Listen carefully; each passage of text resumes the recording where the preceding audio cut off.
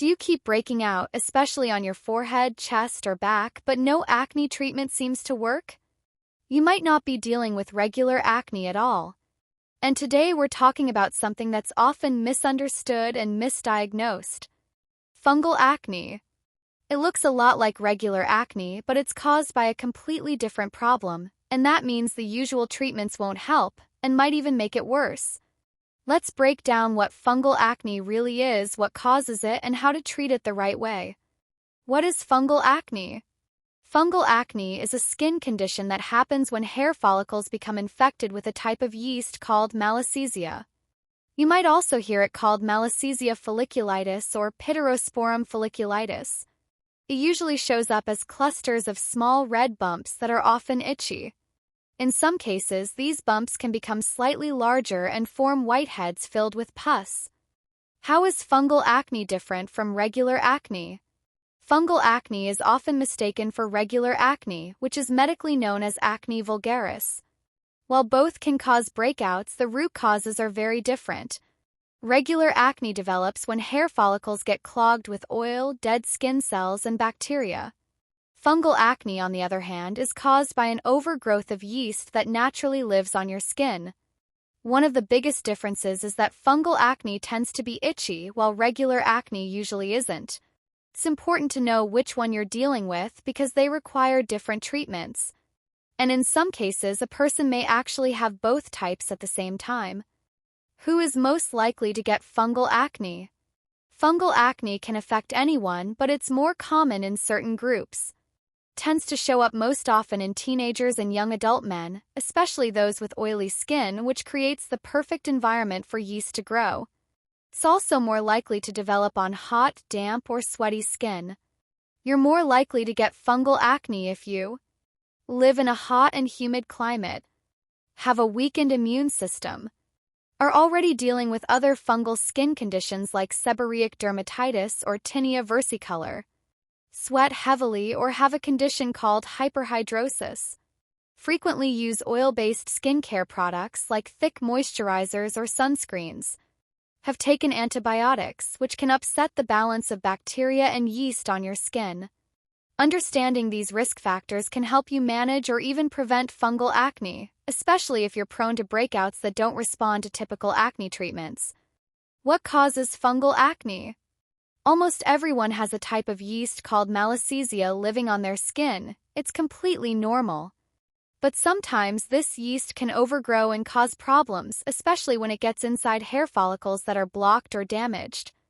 Hair follicles can become irritated or damaged from everyday things like skin rubbing against skin, especially in warm or sweaty areas, leaving your skin damp for long periods like after workouts or showers, shaving, waxing, or plucking hair, touching or rubbing your skin often, using hot tubs or whirlpools, wearing tight or non-breathable clothing. Certain medications can also play a role. For example, antibiotics can disturb the natural balance of bacteria and yeast on your skin.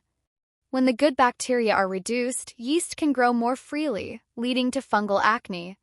Additionally, if you have a medical condition or are taking medication that weakens your immune system, your body may have a harder time keeping yeast under control. That also increases your risk. What does fungal acne feel and look like? Fungal acne usually shows up as a sudden breakout of small, uniform bumps that may resemble a rash. These bumps tend to appear in clusters and are often itchy, burning, or even painful. Some may develop a red border or ring around them. Fungal acne is most common in areas of the body where you sweat more or where the skin is oilier. These include the forehead, chin, neck, shoulders, chest, upper back, forearms. If you notice persistent, itchy breakouts in these areas, especially if they don't respond to regular acne treatments, it could be fungal acne. How is fungal acne diagnosed? To diagnose fungal acne, also called Pityrosporum folliculitis, a doctor or dermatologist will usually start by asking about your symptoms, such as when the breakout began, where it's located, and whether it's itchy or painful. They'll also examine your skin closely. In some cases, they might take a small skin sample to look at under a microscope, which helps confirm whether yeast is present in the hair follicles. Sometimes a doctor may use a special tool called a Woods lamp, which is like a small black light. It helps detect certain skin conditions by showing fluorescent colors, such as yellow or green, where fungal infections are active. How is fungal acne treated? Fungal acne doesn't respond to regular acne treatments.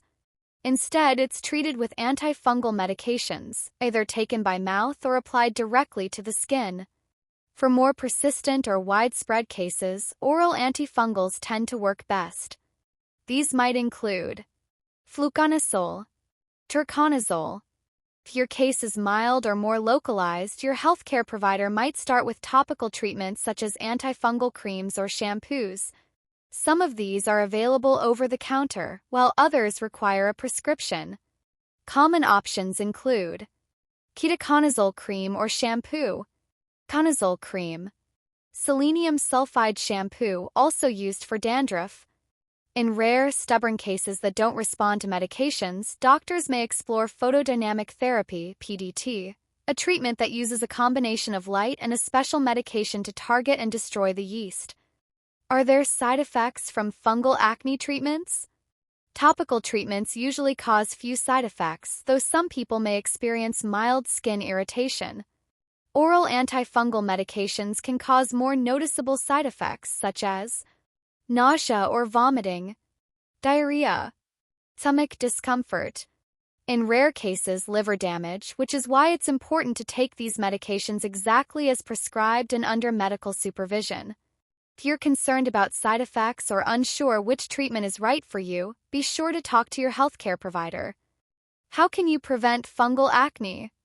While you can't completely eliminate the yeast that causes fungal acne, since it naturally lives on your skin, there are simple steps you can take to lower your chances of developing a breakout. Shower and change clothes right after sweating, especially after working out or being in hot, humid weather.